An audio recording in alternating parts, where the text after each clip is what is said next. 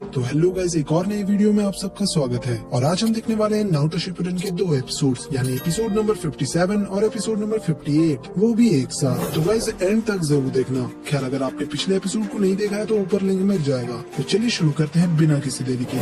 तो एपिसोड की शुरुआत में हम देखते हैं सभी लोग निकल चुके थे। फिर नारुतो कुछ नोटिस करता है, तभी साई भी उसे देख कर रुक जाता है। और नारुतो पता नहीं बैठ कर क्या कर रहा था। ये देख कर साई कहता है की कहीं ये कांप तो नहीं रहा। फिर नारुतो अपने हाथ में देखता है और देखता है कि वो पत्ता आधा हो चुका था। फिर साई कहता है कि ये शायद डरा हुआ है पिछली रात के वजह से। फिर हम पिछले रात वाला सीन देखते हैं जहाँ पर सभी लोग कैंप कर रहे थे। नारुतो कहता है कि कैप्टन यामाटो को इतना देर क्यों हो रहा है। तभी वहाँ पर कोई आ जाता है। फिर वो टॉर्च अपना ऑन करता है और वो और कोई नहीं कैप्टन यामाटो होते हैं।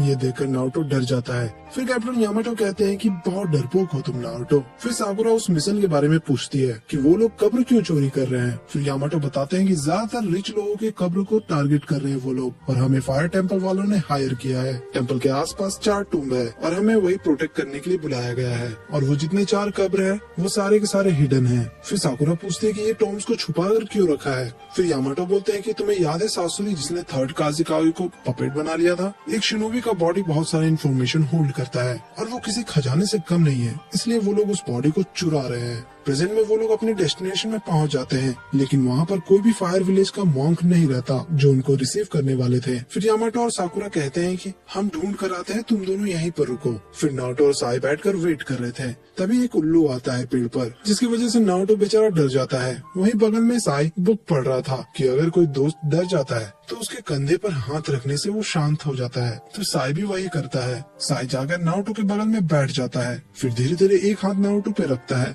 और भाई नारुतो का शक्ल देखने लायक होता है। साई को लगता है कि नारुतो बहुत ज्यादा डरा हुआ है, तो वो दूसरा हाथ भी रखने के लिए चला जाता है और वो नारुतो को लगभग हग करने वाला था, लेकिन नारुतो उसे डर जाता है और कहता है कि ये कैसी हरकत कर रहे हो। ये देखकर साई को लगता है कि नारुतो उसे गलत समझ रहा है, तो उसे समझाने की कोशिश भी करता है, लेकिन नारुतो नहीं समझता। तो फिर साई वो बुक में पढ़ने लगता है कि अगर दोस्त तुम्हें गलत समझे तो क्या करना चाहिए। ये देखकर नारुतो वहाँ से निकल जाता है साकुरा को ढूंढने के लिए। थोड़ी दूर जाने के बाद नारुतो को झाड़ियों से कुछ आवाज सुनाई देता है। नारुतो को लग रहा था कि शायद वो वही कब्र चोरी करने वाले लोग हैं। तो नारुतो एक शूरिकेन फेंकता है उस ओर, लेकिन वहाँ तो एक जंगली शुअर रहता है और ये देखकर नारुतो इतनी तेज दौड़ता है कि क्या बताऊं। बेचारा जैसे तैसे करके उससे बचकर निकल जाता है, लेकिन ऐसे में ही एक सील बैरियर खुल जाता है नारुतो से, जिसकी वजह से नारुतो पहुंच जाता है फायर विलेज के हिडन टॉम के पास। फिर नारुतो उस टॉम के अंदर जाने लगता है। फिर वो कुछ नोटिस करता है कि वहाँ पर एक कॉफिन गायब था। तभी वहाँ पर एक लड़का आता है और उसका नाम था सोरा। नारुतो को लग रहा था कि ये वही कब्र चोरी करने के लिए आया है, और उधर सोरा को भी वही लग रहा था कि नारुतो कब्र चोरी करने वाला है। तो फिर होना क्या था, दोनों के बीच फाइट चालू हो जाता है। नारुतो कभी शैडो क्लोन का यूज करता है तो कभी मल्टी शैडो क्लोन का, लेकिन उसका कोई फायदा नहीं हो रहा था। सोरा सारे क्लोन्स पर भारी पड़ रहा था, पर नारुतो नोटिस करता है कि सोरा भी विंड टेक्निक्स का यूज कर रहा है। तो फिर नारुतो से बात करने की कोशिश करता है, लेकिन कोई फायदा नहीं होता। दोनों में फिर से बहस होने लगता है। तभी वहाँ पर कुछ मॉन्क्स आते हैं और उनके साथ टीम यामाटो भी रहते हैं। फिर ये लोग नारुतो और सोरा को समझाते हैं कि तुम दोनों हमारे ही टीम में हो, लड़ने की कोई जरूरत नहीं है। फिर दोनों का कंफ्यूजन दूर हो जाता है। वहीं 2 मॉन्क्स जाते हैं चिरिकू के पास। ये थोड़े ऊपर लेवल के मॉन्क्स होते हैं और वो लोग दोनों इन्हें बताते हैं कि एक और टूम चोरी हो चुका है। तो फिर चिरिकू कहते हैं कि बाकी टॉम्स के आसपास सिक्योरिटी बढ़ा दो। वहीं सोरा को लीव विलेज का इन्वॉल्वमेंट अच्छा नहीं लगता। फिर वो समझाते हैं कि ये लोग काफी स्किल शिनोबी है, तो हमें इनकी जरूरत पड़ेगी उन ग्रेव रॉबर्स को पकड़ने में। फिर हम देखते हैं टीम यामाटो और मॉन्क्स ऊपर फायर टेम्पल की ओर जा रहे थे। तभी नारुतो सोरा से पूछता है उसके विंड टेक्निक्स के बारे में, पर सोरा तो सोरा है, वो भी नारुतो को इग्नोर कर देता है। फिर नारुतो गुस्से में ऊपर चढ़ने लगता है और जैसे ही वो ऊपर पहुंच जाता है वो लिटरली शॉक हो जाता है, क्योंकि वो बिल्कुल वही जगह था जो नारुतो ने अपने सपने में देखा था। फिर नारुतो कहता है कि वो शायद यहाँ पर आ चुका है पहले, और ये एपिसोड यहीं पर खत्म हो जाता है। तो हम दूसरे एपिसोड में चलते हैं, एपिसोड नंबर 58। तो भाई सभी लोग ऊपर पहुंच चुके थे, लेकिन सोरा क्या करता है वो देखो, वो नारुतो को नीचे गिरा देता है, जिससे नारुतो को सोरा पर बहुत ज्यादा गुस्सा आने लगता है। लेकिन नारुतो कुछ नोटिस करता है कि बाकी मॉन्क सोरा को कुछ अलग ही नजर से देख रहे थे, जैसे कि लीव विलेज में लोग नारुतो को देखते हैं, बिल्कुल वैसा ही। ये देखकर नारुतो का भी गुस्सा थोड़ा कम हो जाता है। तो अंदर चिरिकू समझाते हैं कि जिनका कब्र चोरी हो रहा है वो लोग एक्चुअली 12 गार्डियंस निंजा है।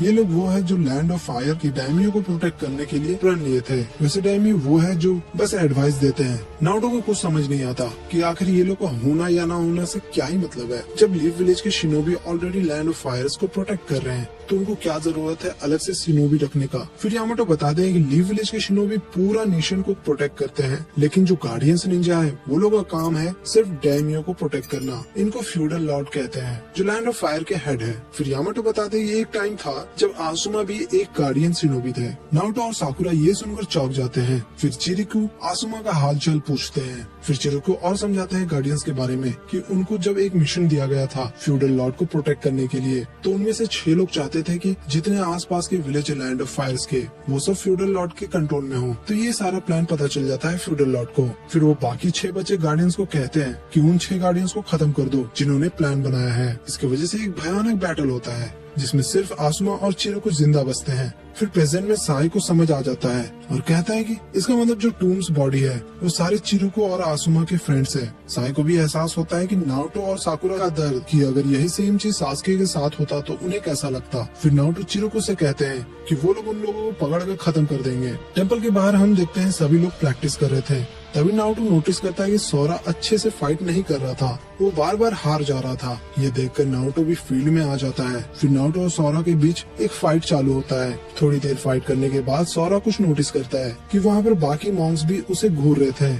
ये देखकर सोरा बौखला जाता है और पागल जैसा अटैक करने लगता है और फिर वो अपना फोकस खो जाता है, जिसकी वजह से नारुतो उसके सारे अटैक्स को डॉज कर ले रहा था। तभी चिरिकू चिल्लाते हैं बस करो सोरा, और फिर सोरा रुक जाता है। लेकिन इसके वजह से नारुतो बड़े आराम से उसे एक लात मारता है मुंह पर। फिर थोड़ी देर बाद वो शांत हो जाता है और वो अपना मुंह धो रहा था। वहीं नारुतो को भी थोड़ा बहुत चोट आया था तो साई उसकी मदद कर रहा था घाव को पोंछने में। फिर नारुतो वहाँ से उठकर चला जाता है सोरा को ढूंढने के लिए। फिर कुछ मॉन्क्स नोटिस करते हैं और देखते हैं कि एक और ग्रेव टूट चुका था। फिर हमें दिखाया जाता है कि नारुतो किसी गुफा के पास पहुँचता है। फिर वो उसके अंदर जाता है। तभी देखता है कि सोरा वहाँ पर प्रैक्टिस कर रहा था और वो बस तबाही कर रहा था। ऐसा लग रहा था कि वो गुफा को गिरा देगा। तो नारुतो जाकर सोरा से पूछता है उसके विंड टेक्निक्स के बारे में, लेकिन सोरा उसे कुछ भी नहीं बताता, बल्कि वो नारुतो पे अटैक कर देता है। लेकिन वो नारुतो था, सारे अटैक्स को ब्लॉक कर देता है। फिर सोरा नारुतो से पूछता है कि तुम पहले से ही इतने अनोइंग हो, पर नारुतो कहता है कि लोगों का तो यही कहना है। फिर नारुतो बताता है कि सोरा का भी ऐसा ही फील होता होगा,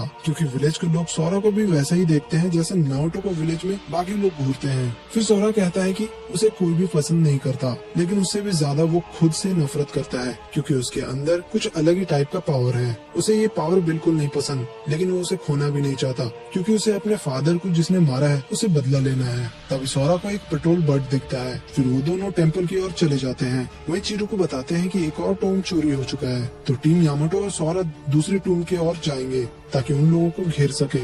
लेकिन जैसे ही वो लोग वहाँ से निकलते हैं, कुछ देर बाद फायर टेम्पल में वो लोग आ जाते हैं, वही कब्र चोरी करने वाले लोग। तो कैसे ये एपिसोड यहीं पर खत्म हो जाता है। अगर आपने पिछले एपिसोड को नहीं देखा है तो थोड़ी देर में प्लेलिस्ट मिल जाएगा, और चैनल को सब्सक्राइब करना बिल्कुल मत भूलना। तो मिलते हैं अगले एपिसोड में, तब तक के लिए